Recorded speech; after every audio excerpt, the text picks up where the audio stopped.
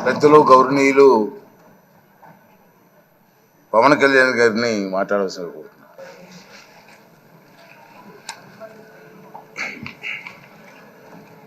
16వ శాసనసభకి ఏకగ్రీవంగా ఎన్నికైన సభాపతి శ్రీ చింతకాల అయ్యన్ పాత్రుడు గారికి హృదయపూర్వక నమస్కారాలు, మీ శుభాకాంక్షలు.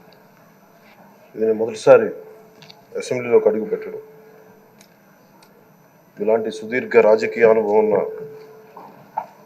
దాదాపు 7 సార్లు ఎమ్మెల్యేగాను, ఒకసారి పార్లమెంట్లో అడుగుపెట్టిన మీకు, Panchayati Raj, technical education, forest, R&B అనేక మంత్రిత్వ శాఖల్ని సమర్థవంతంగా నిర్వహించిన మీకు ఈ సభాధ్యక్షుడు, ఈ స్పీకర్ స్థానంలో కూర్చోవడం చాలా ఆనందంగా ఉంది. ఎన్ని దశాబ్దాలు ప్రజలు రాజకీయ జీవనంలో, ఎన్ని దశాబ్దాలు ప్రజలు మీ వాడి వేడి చూశారు. మీకు కోపం వస్తే ఋషికొండను చెక్కినట్టు ప్రత్యర్థులకి పదునైన ఉత్తరాంధ్ర యాసలో గుండు కొట్టేస్తారు.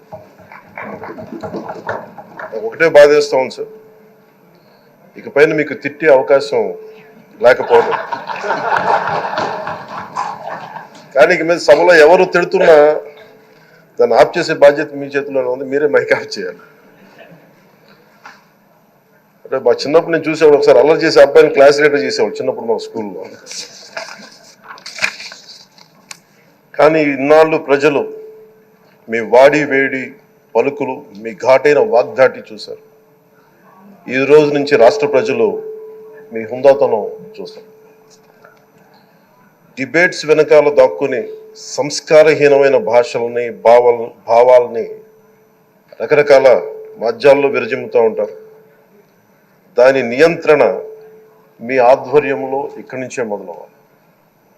ఇందాక సభా నాయకులు, గౌరవ ముఖ్యమంత్రి శ్రీ చంద్రబాబు నాయుడు గారు చెప్తారు, ఆడబిడ్డలు ఏ విధంగా నలిగిపోయారు ఈ రాష్ట్రంలో గత 5 సంవత్సరాల్లో. చిన్న లేదు, పెద్ద లేదు, ఎవరని లేదు.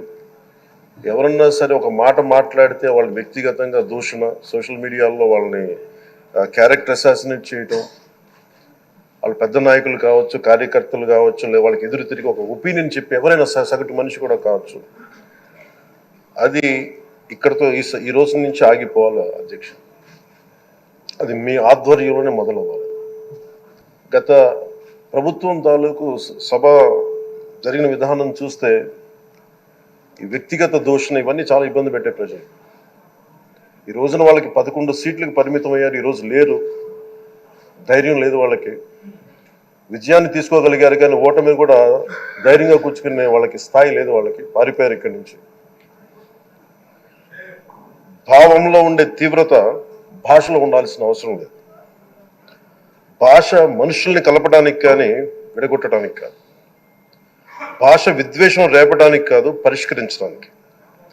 ఎంత జటిలమైన సమస్య అయినా, భయంకర సమస్య అయినా చర్చల ద్వారా పరిష్కరించుకోవడానికి కానీ వివాదం సృష్టించడానికి కాదు. ఈ సభ ఉన్నది అందుకు. కానీ మనం చూసింది వాళ్ళ దగ్గర నుంచి బూతులతోటి, వ్యక్తిగత దోషులతోటి రాష్ట్ర పురోభివృద్ధిని ఆపేశారు. అలాంటి సభ కాకుండా ఇందాక మన పెద్దలు శ్రీ గౌరవ ముఖ్యమంత్రి చంద్రబాబు గారు చెప్పినట్టుగా ఇది భవిష్యత్తుకి ఇది ఒక ప్రమాణం అవ్వాలి. 2047 వరకు ఇంత అద్భుతమైన స్థానంలో మనకి ఆంధ్రప్రదేశ్ తెలుగు జాతి ఉన్నత స్థాయికి వెళ్ళాలంటే ఈరోజు మనం వేసే ప్రతి అడుగు అది భవిష్యత్ తరాలకు ఒక నిర్దేశక, ఒక టచ్ స్టోన్గా ఉండిపోవాలి, ఒక గిట్ రాయిగా ఉండిపోవాలి. ఈ రోజున ఈ సభలో ఉన్న గౌరవ సభ్యులందరూ చట్టాలు చేయడానికి ఉన్నారు, చట్టాలు ఉల్లంఘించడానికి కాదు. విభేదించడం అంటే ద్వేషించడం కాదు, వాదించడం అంటే కొట్టుకోవడం కాదు. ఇవన్నీ విభేదించడం, వాదించడం ఇవన్నీ ప్రజాస్వామ్యానికి చాలా మౌలికమైన పునాదులు. ఆంధ్రప్రదేశ్ ఆవిర్భావం జరిగి అసలు భాషా ప్రయుక్త రాష్ట్రాల ఆవిర్భావమే మన ఆంధ్ర రాజ్యంతో మొదలైంది. అమరజీవి పొట్టి శ్రీరాములు గారి బలిదానం మీద మన రాష్ట్రం పుట్టింది. 56 రోజులు తిండి తిప్పలు తినకుండా నరకం అనుభవిస్తూ ఆయన బలైపోయారు. ఆయన మరణానికి చేరువవుతూ ఆమరణ నిరాహార దీక్ష చేసిన ప్రతిరోజు మనకి దాదాపు ఈ సుదీర్ఘమైన 6 దశాబ్దాల కాలం 1.5 సంవత్సర కాలం అంటే ఆయన ప్రతిరోజు చావుకి చేరువవుతూ భోజనం లేకుండా ఆయన గడిపిన ప్రతిరోజు మనకి 1.5 సంవత్సర కాలం.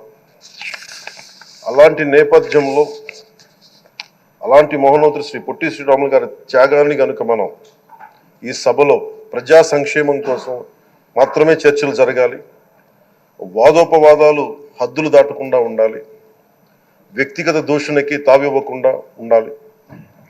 అలా కాకుండా గత ప్రభుత్వం లాగే ఈ సభని తిట్లకి బూతులకి కొట్లాటికి వాడితే ప్రతి నిమిషం పొట్టి శ్రీరాములు గారి బలిదానాన్ని అవమానం చేసినట్టే. ఒక గొప్పవాడు, ఒక మహానుభావుడు బతికినప్పుడు మాత్రమే కాదు, చనిపోయిన తర్వాత కూడా కొన్ని తరాలు ఉపయోగపడతారని నిరూపిస్తారు.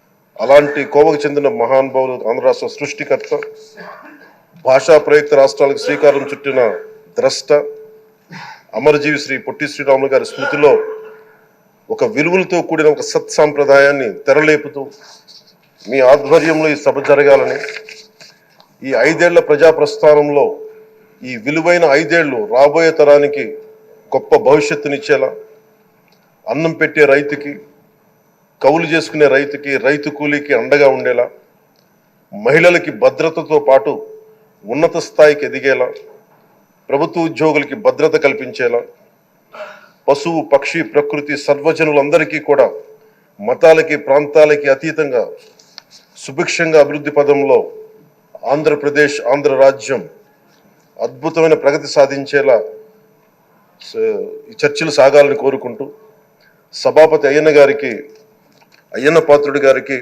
మీ ఆధ్వర్యంలో ఈ సభ ఒక సరికొత్త సాంప్రదాయానికి, సత్సాంప్రదాయానికి ఇది తెరతీయాలని కోరుకుంటూ మీకు మరోమారు శుభాభినందనలు తెలియజేసుకుంటాను.